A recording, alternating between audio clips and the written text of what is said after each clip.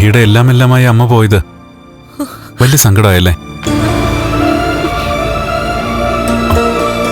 ആ അമ്മയ്ക്ക് മകളുടെ ജീവിതം തീർത്താ തീരാത്ത സങ്കടമായിട്ടുണ്ട്.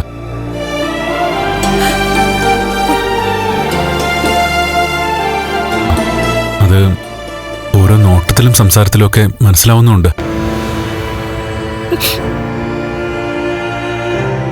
തനിക്ക് തൻ്റെ വീട്ടിൽ കടുത്ത അവഗണനയായിരുന്നു എന്ന് എനിക്ക് മനസ്സിലായിട്ടുണ്ട്. അതുകൊണ്ടാ വിവാഹത്തിന് മുമ്പേ ഞാൻ നേരിട്ട് കൊണ്ടുവന്ന് സ്വർണം തന്നത്. കല്യാണ മണ്ഡപത്തിലേക്ക് കയറുമ്പോൾ വലിയൊരു പോരായ്മ തനിക്കരികിലുണ്ട്. ഞാനെന്നാൾ അതിൻ്റെ കൂടെ സ്വർണത്തിൻ്റെ കാര്യത്തിലെങ്കിലും അനിയത്തിയുടെ പിന്നിലായി പോകരുതെന്ന് എനിക്ക് നിർബന്ധമുണ്ടായിരുന്നു. ഞാൻ ഇന്നും അവക്ക് ഒരുപാട് താഴെയാ. എന്നാൽ ഇനി മുതൽ അങ്ങനെ ഒരു ധാരണ പാടില്ല. ഇന്ന് കമലേശ്വരത്തെ കണ്ണന്റെ ഭാര്യയാണ് താൻ. അതിന്റെ ഒരു തലയെടുപ്പ് തനിക്ക് വേണം. എനിക്ക് ആരോടും മത്സരമില്ല. എന്റെ അമ്മയെ പോലെ ഒതുങ്ങി നിൽക്കണമെന്നേ എനിക്ക് ആഗ്രഹമുള്ളൂ. വിവാഹത്തിന് മുമ്പ് വരെ രണ്ടാനച്ഛൻ മഹിയെ സ്വന്തം മകളെ സ്നേഹിച്ചിട്ടില്ല എന്നുള്ള കാര്യം വ്യക്തമാണ്. പ്രതാപൻ എന്ന രണ്ടാനച്ഛന് സ്വാർത്ഥത ഒരുപാടാണ്. അതിനേക്കാളുമാണ് അയാളുടെ അമ്മയ്ക്ക്. അതൊക്കെ എനിക്ക് പെണ്ണ് കാണാൻ വന്നപ്പോഴേ മനസ്സിലായ കാര്യങ്ങളാ. അങ്ങനെ സ്വന്തം വീട്ടിൽ തലതാഴ്ത്തി ജീവിക്കേണ്ടി വന്നത് തനിക്ക് വിവാഹശേഷം കിട്ടിയതോ? മറ്റുള്ളവരെ പോലെ എഴുന്നേറ്റ് നടക്കാൻ കഴിയാത്ത ഒരാളെ.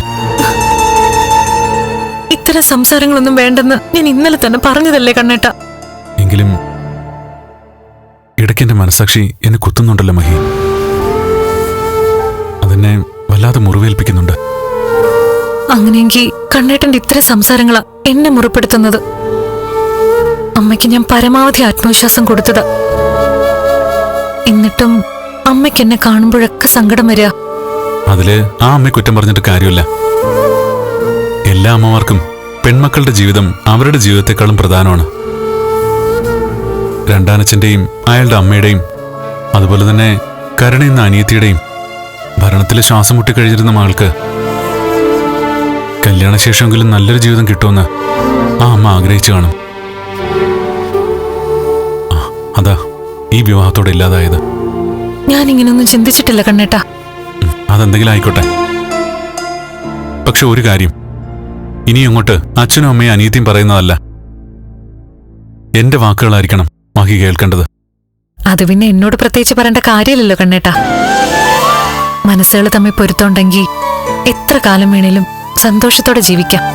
തന്റെ രണ്ടാനച്ഛനൊരു ലോറി മുതലാളിയാണല്ലേ? ആ, ആദ്യം ഒരു ലോറി ഡ്രൈവറായിട്ടായിരുന്നു തുടക്കം. പിന്നീട് ലോറികൾ വാങ്ങി മുതലാളിയായി.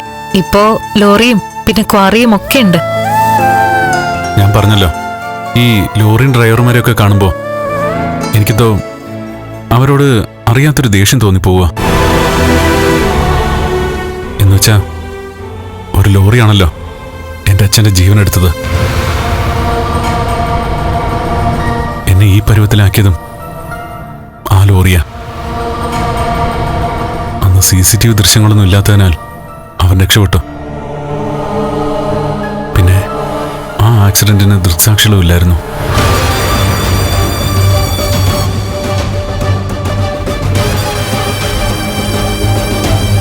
ആകെ സാക്ഷിയുണ്ടായിരുന്നത് ഒരാൾ മാത്രം. അതാരാ?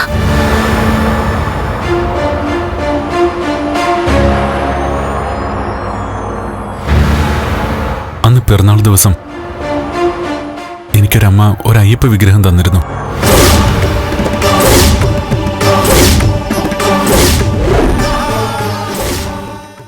ഫ്ലവേഴ്സ് സ്മാർട്ട് ഷോ ഫെബ്രുവരി 15 ശനിയാഴ്ച ആരംഭിക്കുന്നു. ശനി ഞായർ ദിവസങ്ങളിൽ രാത്രി 9:30 ഫ്ലവേഴ്സിൽ.